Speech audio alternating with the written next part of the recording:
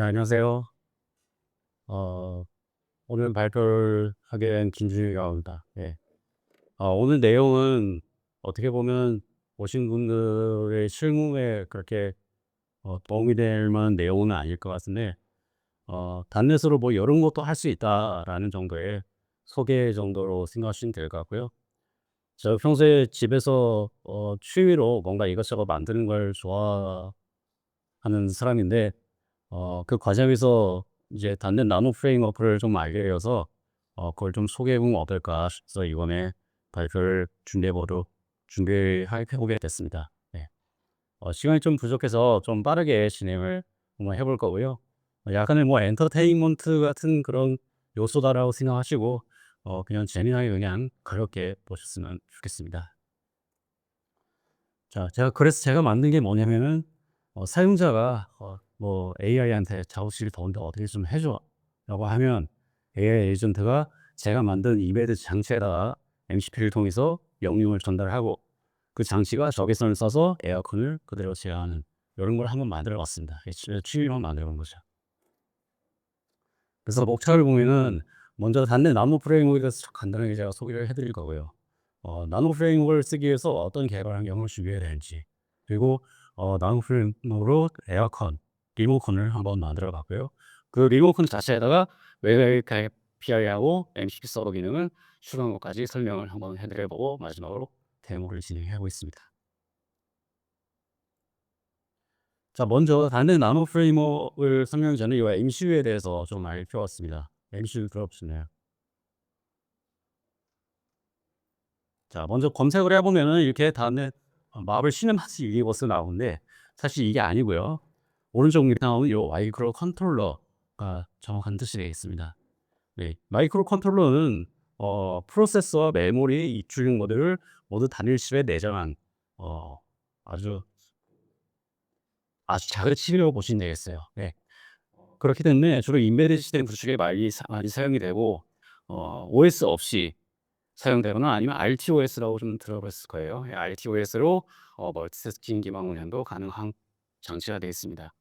그리고 하드웨어 인터페이스를 위해서 GPIO 핀을 이용한 그 통신이죠. 그리고 I2C, SPI 이와 등도 지원을 하고요.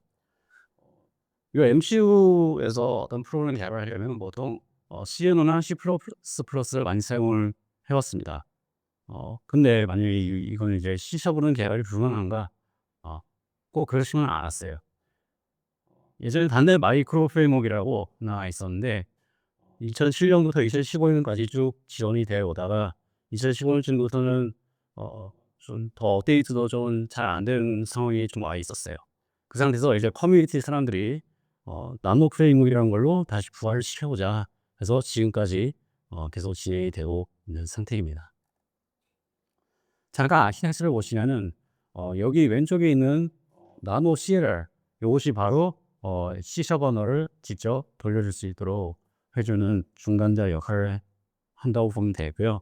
C샵으로 보통 빌드를 하면 아까 그 남정현 님이 설명해 주신 바와 같이 그 JIT, 네, JIT로 실행되죠. 근데 이건 안타깝게도 JIT는 아니고 인터프리터 역할을 해준다고 보면 되겠습니다. C샵으로 빌드를 하게 되면 이제 그 IL 중간화가 생기게 되는데 그 IL을 해석해서 하드웨어에서 실제로 돌릴 수 있도록 해주는 것이라고 보면 되겠습니다. 어, 우리가 보통 알고 있는 CLR은 좀 다를 거예요. 많이 정형화 했기 때문에 어, 풀로 지금 단내에 쓸 수 있는 모든 기능을 다 쓸 수 있는 건 아니고 좀 제한된 기능들만 좀 많이 축약시켜 놨다고 보면 되겠습니다. 근데 이제 그 나노 프레임워크도 있지만은 단넷 단넷에 보면 단넷 IoT라는 것도 있는데요. 들어보셨나요 혹시? 예. MS 런에 가 보면은 요렇게 그 유튜브에 가 보면 이렇게 동영상도 많이 있는데 단넷 IoT하고는 좀 차이점이 있는 게 IoT 같은 경우는 우리가 알고 있는 그 요 단넷 최신 버전은 그냥 바로 운영시에다가 설치해서 쓸 수 있는 형태입니다. 하나의 싱글보드 컴퓨터에서 바로 쓸 수가 있는 거예요. 라즈베리 파이라든가 뭐 이런 그 보드 그 싱글보드 컴퓨터에서 돌릴 수 있는 건데 나노 프레임워크는 좀 더 작아진 칩에다가 단넷 기반 프로그램을 얹어서 돌릴 수 있다라고 보시면 되겠어요. 그래서 이 그 단넷 IoT에서 기존에 쓰던 여러 가지 뭐 온수도 센서라든가 아니면 뭐 적외선 발신 장치라든가 그런 것들을 어 같은 네임스페이스로 나노 프레임워크도 많이 들어있게 돼 있습니다. 그래서 기존에 다른 IoT를 사용하시던 분들도 나노 프레임워크에서 좀 익숙한 클래스들을 가져다가 쓸 수 있도록 구성돼 있습니다. 나노 프레임워크에 대한 설명은 일단 여기까지 하고요. 개발 환경 준비하는 방법을 한번 소개를 하고 있습니다. 비주얼 스택 2022 확장이 나와 있고요. 요거는 그 2019나 2026에서도 호환이 가능합니다. 그 프로젝트 파일이 좀 특이한 이름이에요. 보통 우리 CS PROJ 파일로 프로젝트를 관리를 했는데 여기는 NF가 돼 있어서 이렇게 NF PROJ 파일로 관리를 하게 되고 이게 좀 네, 좋은 점은 당연히 이제 뭐 실시간 디버깅도 가능하다. MCU로 그 프로젝트 할 때 보통 이제 취미로 하시는 분들이 주로 많이 사용한 것이 아두이노라고 많이 들어보셨을 거예요. 근데 아두이노 같은 경우는 아두이노 아이니로 개발할 때 보면은 실시간 디버깅이 좀 불편할 수 있습니다. 뭐 보통 그 시리얼 통신에다가 자기가 직접 메시 찍어 가지고 어떤 맛이 나오나 이런 식으로 플로팅을 해 보죠. 그렇지만 요 나노 프레임워크는 실시간 디버깅도 지원을 해 준다는 것이 되어 있습니다. 비주얼 스튜디오 말고도 비주얼 스튜디오 코드에도 확장을 지원을 해 주긴 하는데 실시간 디버깅은 안타깝게 지원이 안 되고요. 그리고 요 64비트 아키텍처에서만 개발이 가능하다라는 좀 단점도 있습니다. 지금 제가 이제 프레젠테이션 하고 있는 요 노트북 요 서피스인데 이게 제가 ARM 버전을 구매를 했어요. 예. 당연하지만 이 노트북에서도 개발은 못합니다. 이제 집에서 주로 작업을 하죠. 그래서 예. 참고로 알아주시면 되겠습니다. 그래서 일단은 개발 환경 뭐 IDE는 그렇다 치고 이제 그 실제 보드에다가 어떤 보드에다가 한번 개발을 해볼 것이나 선택할 수 있는데 나노 프레임워크는 이렇게 대표적으로 요 네 가지 보드 제조사 제품을 사용할 수가 있고 어 여긴 그 ESP32 그리고 STM32 요 두 가지가 대표 지원 MCU라고 보면 되겠습니다. 저는 추이 프로젝트를 진행하기 위해서 ESP32를 쓰기로 했고요. 이게 가장 큰 장점이 그 칩안에 와이파이랑 블루투스를 전부 다 지원해 준다는 점이 아주 강력합니다. 그래서 ESP32를 쓰기로 했고 대표적인 모델이 이렇게 세 가지가 있는데 이 단순히 이 ESP32라는 이름을 가진 그 MCU는 지금 사용자들이 굉장히 많은 그 제품이라고 보면 되겠어요. 어 대표 모델입니다. 그리고 그 나노 프레임워크가 개발되면서 ESP32 요것을 기준으로 많이 테스트도 되고 진행이 됐어요. 그래서 당연히 라이브러리도 안정이 돼 있죠. 근데 이제 ESP32에서 좀 더 새로운 모델들을 두 개를 내놨는데 S3하고 C3가 있습니다. S3는 좀 더 고성능 플래그십으로 나온 모델이 되겠고 C3는 전력을 거의 안 쓰는 저전력 설계로 만들어진 칩이 되겠습니다. 그래서 요 세 가지를 주로 사용을 하는데 저는 최대한 에어 컨디션 걸 좀 작게 만들어 보고 싶었어요. 그래서 국내에서 좀 빨리 구할 수 있고 이거보다 더 작은 것도 그 해외에서 구할 수 있긴 하지만 국내에서 좀 빨리 구할 수 있는 거를 제가 그 집에다 좀 사다 놓은 게 있었는데 요렇게 5개를 제가 가지고 있었고요. 왼쪽에 있는 ES32고요. 그러니까 나무 프레임이 주로 요걸로 테스트를 많이 해서 개발이 된 그 프레임work이라고 보면 되고요. 여기 S3하고 C3를 제가 구매를 해 왔습니다. 크기가 지금 굉장히 작은데 지금 여기 위쪽에 있는 게 USB-C 타입 포트라고 보시면 되겠어요. 크기가 굉장히 작죠?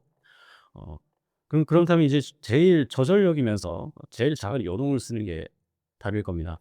그래서 요걸 처음 써 보려고 제가 이거를 10개씩이나 주문을 했어요. 와 이렇게 작으면서 잘 쓸 수 있겠다 주문을 했는데 안타깝게도 사고 나서 이슈를 발견했습니다.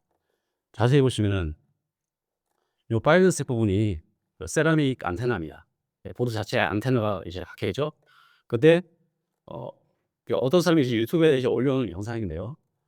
어 지금 그 세라믹 안테나가 이 수정 진동자로 하는 건데 일단 회원들하고 좀 많이 붙어 있게 설계가 돼 있어요. 그러면은 와이파이 성능이 많이 저하된다라는 이슈가 발견이 됐어요. 가끔씩 끊기고. 근데 요건 또 이 유튜버는 철사를 이용해서 이렇게 안테나를 달면 속도가 빨라진다라고 또 설명을 해 놨는데 제가 굳이 이거까지 해야 되나 하는 고민도 많이 들어서, 그래서 요거보다 조금 더 크고 저전력이 긱불 미니를 사용하고 있습니다. 이 긱불이라는 유튜버 혹시 들어보셨나요?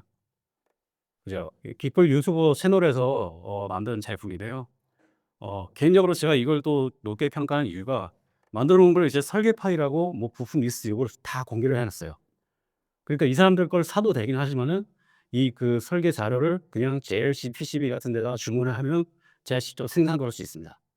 게다가 이 설계 파일에서 필요 없는 부분은 다 갖다 버리고 필요한 부분만 또 주문하면 제 마음대로 커스텀 엔딩해서 생산을 할 수 있죠. 그래서 일단 요걸 한번 써보기로 진행을 써보기로 하고요. 깃불 미니는 그 ESP32C3 칩이에요. 제일 아까 제가 설명했던 중에 제일 오른쪽에 있던 거죠. 근데 약간 제가 개발을 하면서 난관을 좀 들으신 적이 있었습니다. 이게 나노 프레임워크는 ES32 대표 모델로만 주로 테스트가 되고, 요거는 실제로 테스트가 별로 안 돼서 좀 남아 있을 건데, 그 과정들을 좀 어 소개도 좀 같이 해 드려 보려고 합니다. 자, 그래서 MCU 칩을 선택을 하면은 이제 나노프라고 하는 툴을 이용해 가지고 펌웨어를 설치해야 됩니다. 아까 말씀드린 그 나노 CLR, 그 핵심 그 시션 코드를 해석해서 실행하기 위한 나노 CLR을 설치를 해야 되겠죠. 그래서 나노프는 당연히 그 누겟에 올라와 있고요. 누겟에서 바로 단넷 툴을 이용해 가지고 설치할 수가 있고요. 어 USB-C로 그 MCU 보드에 연결을 하면은 이렇게 시리얼 포트를 통해서 접근을 할 수가 있습니다. 그래서 펌웨어를 이런 명령으로 설치하시면 됩니다. 요 나노 프레임워크 사이트에 잘 자세하게 설명이 되어 있습니다.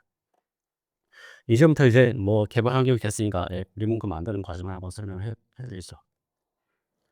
먼저 제가 MCU 보드에다가 리모컨 수신기를 달아 가지고 기존 리모컨의 신호를 제가 일일이 손으로 눌러서 데이터를 먼저 수집을 했습니다. 하고 나서 뭘 눌렀을 때 어떤 데이터가 날아간다, 그걸 커맨드들을 좀 정리를 하고 그 데이터들을 바로 제가 그 복원을 해서 실제 제 에어컨으로 쏠 수 있도록 복제를 해내는 거죠. 요건 제가 일부러 좀 준비를 했는데요. 좀 요걸 알고 넘어가면 좀 그 이해가 쉬울 것 같아서 좀 준비를 해 봤습니다. 리모컨 신호의 기본 구조를 제가 설명해 드리는데, 이 NEC IR 프로토콜이라는 걸 많이 사용합니다. 이 NEC가 뭐예요? 되게 혹시 이렇게 보시네요. 이게 니폰 일렉트릭 컴퍼니더라고요. 그게 일본의 어떤 회사에서 개발한 그 프로토콜인데, 국제적으로 굉장히 많이 쓰이는 프로토콜을 개발했어요. 우리나라도 이런 거 좀 있었으면 싶은 생각이 많이 드네요. 이 NEC IR 프로토콜이 이제 마이크로 단위의 신호 처리가 필요한데, 지금 보시면은 지금 여기 그 38kHz로 막 위 올라갔다 내렸다 하죠. 파형이 있죠. 신호를 이렇게 막 빠르게 쏴주는 겁니다. 이 쏴주는 게 하나의 블록을 이렇게 쏴주는 돈을 캐리어라고, 반송파라고 하고요. 이 562 마이크로 세컨드 정도 쏴주고, 그리고 똑같은 간격으로 쉬어주고, 이게 0이고요. 쏴주고 한 3배 정도 되는 시간을 쉬어주고, 이게 1입니다. 이런 식으로 신호를 전송하면 보면 될 거예요. 자, 그래서 요 그 마이크로 조단위의 그 리모컨 신호를 처리하기 위해서 ESP32에는 기본적으로 RMT라고 하는 리모트 컨트롤 트랜시버를 좀 줄여 놓은 말이라고 합니다. 예. RMT라고 하는 그 ESP32 내장 기능이 있습니다. 요 내장 기능을 그대로 랩핑해서 나노 프레임워크에서 제공을 해 주고 있는 거죠. 그 RMT 관련 기능은 여기 나노 프레임워크 하드웨어에서 ES30 RMT 요 두 개 패키지에 넣어 제공하고 있고, 저는 이것을 갖다가 사용을 했습니다. 실제 쓰시는 예제를 보면 리시버 채널 하나 생성해 주고, 리시버 채널에서 get all items 해 주면은 아까 전에 보셨던 그 요 신호를 그대로 값을 가져올 수가 있게 됩니다. 그래서 앞에 거는 그냥 이제 뭐 정상적으로 신호가 시작되는지 알아보면 되는 거고, 뒤에 거는 길이가 긴지 짧은지만 알아서 0과 2를 구분하면 되죠. 그래서 일단 회로를 먼저 구성을 하고 적외선 수식을 잘 달아앉고, 이제 요 브레드보드라고 하죠. 빵판입니다. 빵판을 이렇게 붙여 가지고 회로를 이렇게 구성을 했습니다. 근데 그래서 일단 실행을 해 봤는데 바로 예외가 발생했어요. 어떤 내용이냐면 뭐 딜에서 예외가 발생했어라고만 나오죠. 그 되게 뭐 자세하게는 안 나오죠. 밑에 그 디버깅 창에 보면은 이렇게 뭐 CL 뭐 드라이버 not registered 이런 식으로 떴습니다. 이거 처음에 떴을 때 이거 어떻게 해야 되지? 되게 고민을 많이 했어요. 그래서 AR한테 한번 물어봤습니다. 물어보니까 어 그 주로 이제 이거 ES32 대형 모델에서는 잘 되는데, 요런 데서는 안 될 가능성이 있다라고 제일 먼저 가르쳤어요. 제가 선택한 건 아까 깃불민이었죠. 그래서 또 좀 더 자세히 검색을 해 보니까 채널 번호 설정을 추가하면 된다라고도 알려주더라고요. 이게 모델별로, 그러니까 대표 모델은 모든 채널을 전부 다 송수익 경로로 쓰는데, 요런 후속 모델들은 이렇게 채널들이 따로 이제 할당이 있다. 요걸 잘 알려줘서 저도 요걸 보고 잘 한번 해 보니까 잘 되더라고요. 이렇게 해서 해설 표기를 하고요. 그래서 이제부터 리모컨을 열심히 눌러봅니다. 데이터를 수집하려고 했는데, 누를 때마다 이게 신호가 들어오는 게 아니고, 어떤 때는 신호가 잘 들어오고 어떤 때는 안 들어오고, 그리고 신호가 들어온 것들을 다 수집해 보면은 길이가 다 다르고 뭔가 이상해요. 이상해서 또 그 AI한테 물어보니까 어 "버퍼를 좀 늘려봐라." 하니까는 또 잘 들어와서 잘 진행을 했습니다. 그래서 이제 한 100개 정도의 신호가 이렇게 들어왔어요.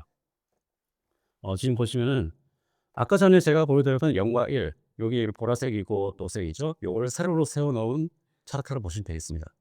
길쭉한 게 1 이고 여기는 짧은 게 0 이라고 보면 되겠죠. 그죠? 근데 여기 앞에 좀 길다란 신호들이 있어요. 길게 한 4 밀리세컨드 정도 쫙 쏴지고 또 4 밀리세컨드 정도 쉬어지고 한 게 비너 코드라고 부릅니다. 처음에 '내가 이제부터 신호를 쏘겠다.'라고 알려주는 부분이라고 보면 되겠어요. 근데 보니까 이러 코드가 또 있어요. 보통은 LEC 프로토콜은 요거 한 번만 해 주고 뒤에 메시지를 발송하는 게 정상인데, 또 있는 걸 발견했어요. 저희 집 리모컨이 이렇다는 거죠. 예. 그리고 요 앞쪽에 보면은 한 5ms 정도, 이 녹색이 이제 신호를 안 보내는 곳이라고 제가 설명을 드렸죠. 유효 시간이 발생했습니다. 이게 왜 이러지? 자세히 보니까 이 양쪽이 똑같은 신호를 2번 보내는 거였어요. 이 리모컨 제조사가 한마디로 신호가 좀 씹힐까 봐 2번 연속으로 보내주고 있었다라는 거를 철수했습니다.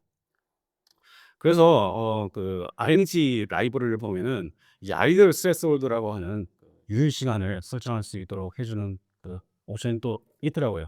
그래서 요걸 설정해 가지고 한 번에 하나의 커맨드만 읽을 수 있도록 좀 수정을 해 봤습니다. 그래서 이제 하나의 커맨드 기준을 딱 봤을 때 긴 건 1, 짧은 건 0, 그러면은 총 48비트의 데이터가 날아오고 있었습니다. 예. 그런데 이제 48비트를 다 쓰는 건 아니에요. NC 프로토콜에는 이제 무결석 검증 코드라는 게 존재합니다. 보시면은 앞쪽에 8비트, 뒤쪽에 8비트, 요거를 봤을 때 0을 1을 0으로 0을 1로 이렇게 반전을 시켜주죠. 그래서 수신 측에서는 이게 정확하게 반전이 되어 있는가를 확인을 해서 이게 오연단 메시지가 아니다라는 걸 판단을 하게 되는 것이죠. 그래서 결론적으로 제가 알고 싶은 실제 커맨드의 내용은 48비트 전체가 아니라 절반인 24비트만 제가 분석을 하면 되는 겁니다. 그래서 24비트만 수출하는 건 이런 식으로 shift라는 비트 연산, 비트는 여기서 안 썼죠. 예. 24비트는 수출해 가지고 이렇게 제가 디버깅을 해 가지고 요거 모아서 데이터 분석을 좀 진행을 했었고요. 리모컨은 역시 이렇게 열심히 수집을 했죠. 하고 바뀐 부분만 제가 추려 가지고 이 부분은 뭐다 이거를 전부 다 한번 알아봤습니다. 자, 근데 사실 이거를 지금 들을 때 생각이 들지만 AI한테 시켜볼 걸 그랬다라는 생각이 좀 듭니다. 다음에 이런 거 해볼 때는 좀 요거 제가 방금 전에 모았던 요 메시지를 모아 가지고 한번 AI한테 시켜보면 어떨까라는 생각이 좀 듭니다. 일단 그렇고, 자, 요렇게 메시지들이 있으면은 요거를 이행으로도 좀 이렇게 선언을 하고, 그리고 또 이게 온도 값들이 인코딩이 어 쉽게 이진법으로 이렇게 바로 한 게 아니고 좀 뒤죽박죽이더라고요. 요것도 그냥 배열로 그냥 선언해 가지고 이렇게 정리했습니다. 그래서 리모컨 클래스도 만들었고요. 그리고 에어 컨디셔너, 이지 런, 오피 모드, 그러니까 재즈 모드나 순풍 모드 이런 것들 모드도 있고, 온도 설정, 그리고 저기 팬 스피드, 풍속이죠. 예. 미풍, 약풍, 강풍, 네, 이런 것들을 정의를 하고요. 이제 리모컨 메시지를 실제로 생성해 줍니다. 해 주는 방법은 이쪽에 제가 이렇게 그래서 이민 같은 것들을 다 조합해서 이렇게 총 3바이트를 만들어야죠. 3바이트. 아까 24비트 메시지라고 제가 말씀드렸죠. 3바이트. 예. 3바이트 데이터를 만들고 요거를 RMS 커맨드를 생성을 해서 발송을 해 주면 됩니다. 아까 전에 제가 리모컨 메시지를 수신했을 때 또 RMS 커맨드라는 객체의 배열로 수신을 했었는데 반대로 여기서는 이제 객체를 생성해 가지고 밖으로 쏴주면 되는 거죠. 그래서 이렇게 신호를 만들어서 쏴줍니다. 송출 회로는 이제 저기서는 LED를 이렇게 달아서 송출을 해 주는데 음 여기 제가 지금 트랜지스터를 하나 썼어요. 이제 나중에 이제 그 뭐 좀 생소하지만은 제가 잠깐 설명해 드리자면은 트랜지스터가 뭐냐면은 A3번 핀을 이용해 가지고 제어를 해 주는데 여기 그라운드 여기 마이너스 V고 여기가 이제 USB 꽂으면 USB에서 들어오는 플러스 전압이라고 보면 되겠습니다. 요 전원을 여기서 흐르게 할 것인가 말 것인가 수도꼭지 밸브라고 보면 되는 거예요. 트랜지스터가 그런 역할을 해요. 요렇게 해서 만들었고 적외선 얘도 이제 940 나노미터 파장을 이용하도록 했는데 한 이제 파장이 보면 우리 사람이 볼 수 있는 영역이 가시광선이 400에서 700 사이인데 한 여기쯤 됩니다. 절대 안 보이겠죠. 그래서 요 회로를 가지고 좀 테스트를 해 봐야 되는데 제 눈이 안 보이니까 이게 나오는지 안 나오는지 테스트를 할 수가 없었어요. 근데 이제 인터넷 검색해 보니까 휴대폰 카메라로 찍으면 이렇게 보라색 거인 됩니다. 예. 보이죠? 예예. 예. 한 영상을 찍어 본 거예요. 그래서 이게 '아 잘 나오긴 하는구나.'라고 테스트를 진행을 했죠. 근데 이제 기왕 하는 김에 제가 AI한테 이제 어 "작업실이 너무 덥다. 어떻게 좀 해 달라."라고 이제 했을 때 기왕이면 작업실에 온습도도 직접 AI가 알아내서 좀 알아서 좀 조정했으면 좋겠다라는 생각이 들어서 온습도 센서도 한번 추가를 해 봤어요. 네, 온도 센서도 당연히 아까 제가 IoT용 디바이스용 네임스페이스에 있는 그 DHT20이라고 하는 클래스 요거를 그냥 글씨표로 가져다 쓰면 되겠다 싶어서 갖다가 썼는데 네 아까와 같은 예외가 똑같이 발생합니다. 예 아까 제가 보여드렸던 거하고 똑같이 발생했죠. MT. 저는 DHT20을 갖다가 22 클래스를 갖다 썼는데 여기서 발생이 더 나왔어요. 심지어 이 메시지도 아까 제가 봤던 메시지랑 똑같습니다. 왜 그런가 찾아보니까 이제 라이벌 소스 코드를 제가 직접 가서 한번 봤어요. 보니까 제가 아까 핀 넘버만 입력했던 형태의 코드를 그대로 사용을 하고 있습니다. 채널 번호를 안 넣고 있었어요. 소스 내부에 이렇게 고정으로 돼 있었어요. 그럼 저는 이거를 어떻게 해야 될까 고민을 하다가 이 필요한 소스 코드 파일만 3개 가져다가 네 이렇게 제가 채널 추가해 가지고 이렇게 수정을 해 가지고 잘 동작하는 걸 확인했습니다. 네. 근데 기억하는 거 JS22 말고 다른 것들도 다 수정 어떨까 싶어서 전부 다 수정해 가지고 어 나우프로그램에다가 제가 PR을 날려서 한번 진행을 하고 지난주 한 토요일쯤에 최종적으로 너겟 배포까지 완료가 됐어요. 요거 그냥 갖다가 쓰면 되는 상태가 되어 있습니다. 그래서 이제 아까 보여드렸던 이제 적외선 송출 센스 회로에다가 이렇게 온스터 센스도 추가해서 최종 회로를 완성을 했고요. 실제로 테스트를 해 보면 이렇게 온스터가 디버깅 창에 메시지 출력했을 때 나오는 것을 확인할 수가 있습니다. 기용하는 거 케이스까지 만들었어요. 네, 3D 프린터에 설계해 가지고 예 이렇게 납땜해 가지고 만들었어요. 네. 자 이제부터는 이제 하드웨어 얘기는 별로 안 나올 거고 여러분들이 늘상 보시던 웹 API나 아니면 MCP 서버 기능으로 넘어갑니다. 네. 메인 프로그램 코드를 잠깐 보면은 자 이렇게 와이파이 이렇게 연결해 주고 SSID 패스워드 넣어 주고 그리고 MCP 툴 레지스트리라고 하는 클래스에 제가 선언한 MCP 툴 클래스를 이렇게 지정을 해 줍니다. 아까 정현님께서 설명하신 코드에서는 그냥 어셈블리를 통해서 선언된 걸 자동으로 가져오잖아요. 근데 얘는 그걸 못 해요. 왜냐면 풀 다넷이 아니에요. 예. 경량화 시킨 다넷이기 때문에 좀 수동으로 좀 해 줘야 되는 부분이 많이 보인다. 그리고 웹 서버도 이렇게 실행을 할 수가 있고 웹 API 클래스를 이렇게 수동으로 직접 주입을 해 줘야 됩니다. 왜냐면 이것도 역시 경량화된 좀 번거로운 점이 좀 많이 있어요. 네. 그럼에도 불구하고 저는 이걸 쓰는 이유가 C# 때문에 쓰는 것이죠. 참고로 이제 와이파이 설정 페이지도 있는데 이건 그냥 제가 언급만 하고 넘어가고요. 이제 웹 API를 제가 구현을 했습니다. 뭐 MCPU로도 쓸 거지만은 이게 잘 켜진 상태인지 아니면 꺼진 상태인지 그런 걸 좀 확인을 하고 싶었어요. 그래서 API를 구현하는데 늘상 보시던 이제 라우트 그리고 겟 방식으로 이렇게 특성 기반의 API를 구현을 할 수가 있고요.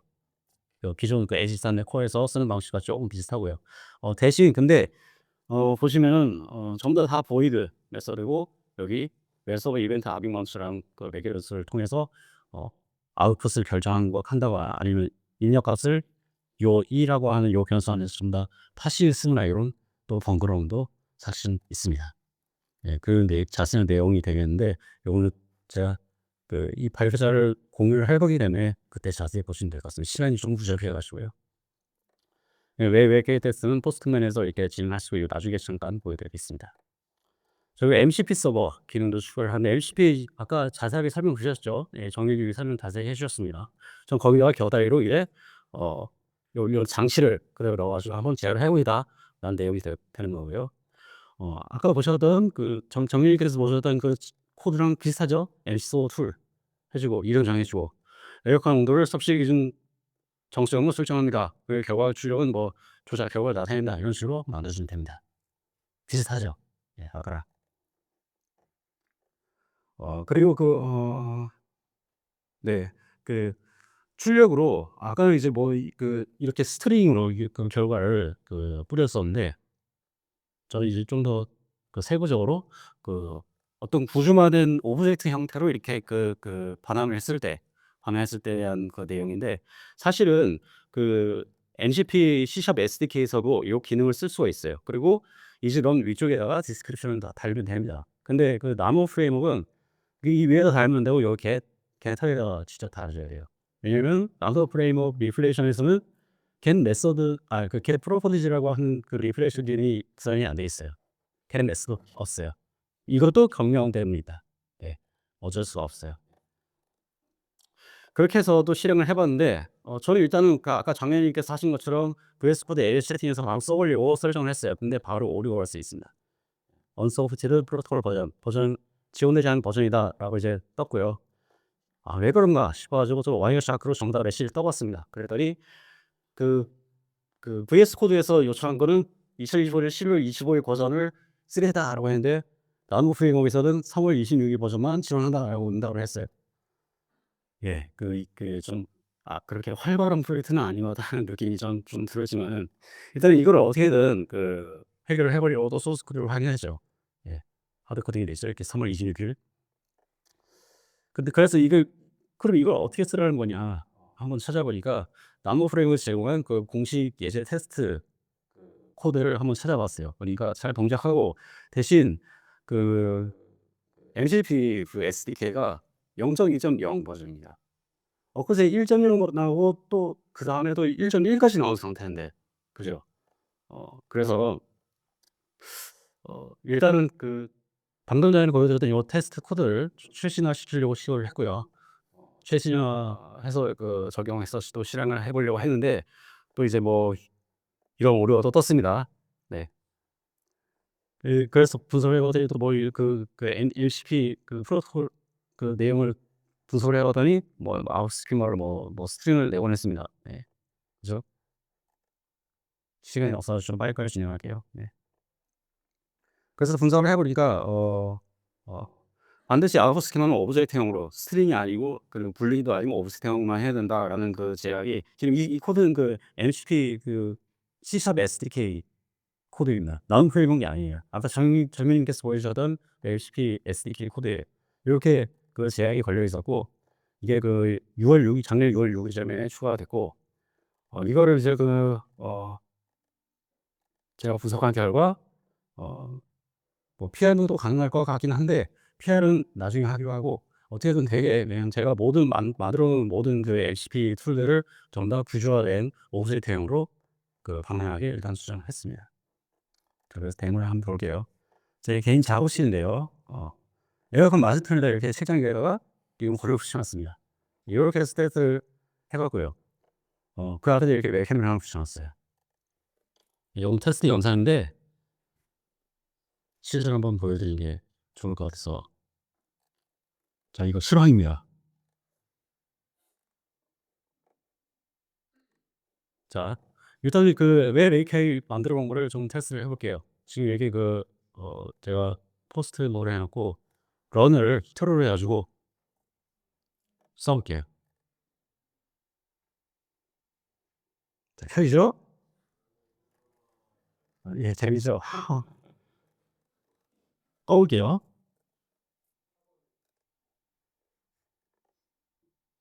꺼지죠. 자, 이 상태에서 이제는 MCP로 제어를 할게요.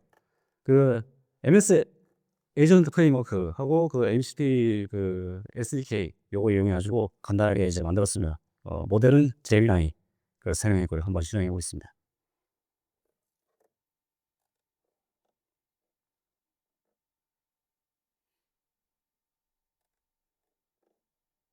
자, 이렇게 떴죠? 뭐라고 해볼까요?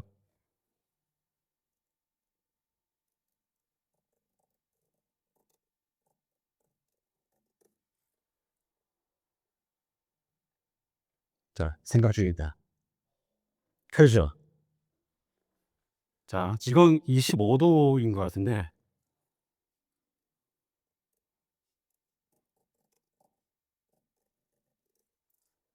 온도까지 맞추는지 잘 모르겠습니다.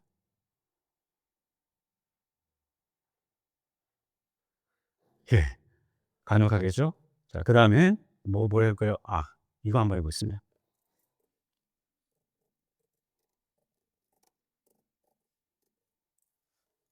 과연 끌까요? 꺼지죠. 네, 네, 이렇게 데모를 마저 한번 해봤는데 좀 재밌으셨나요? 네. 자, 이렇게 마무리를 좀 해보겠습니다. 시간이 너무 제가 좀 지체가 한 것 같고요. 과연 쓸만한가? 네, 좀 완성도가 좀 부실한 느낌이 좀 들 수밖에 없습니다. 근데 어떻게든 뭐 AI 통해서 하면 잘 됩니다. 근데 아직까지 제네릭은 못 써요. 대신 2.0 개발 지금 한창 진행 중에 있고요. 제네릭 사용 가능하게 될 겁니다. 리뷰도 아마 쓸 수 있을 것 같습니다. 그리고 대신 이제 뭐 대량 생산 대부분 좀 쓰기 힘들겠지만 취미나 뭐 일회성 맞춤형 프로젝트는 가능할 것 같고 저예산 프로젝트에서 뭐 비즈니스 실시 대신도 쓸 수 있지 않을까 그런 생각이 좀 있습니다. 여기까지 왜 제 소개를 잠깐 하고 넘어가고요. 저는 이제 김준영이라고 하고요. 그 단내 대부에서 대학원 K라는 이름으로 활동을 하고 있습니다. 혹시 커뮤니티에서 글을 통해 가지고 봐주시면 한번 그 사람이구나라고 생각해 주시면 좋겠습니다. 네, 감사합니다.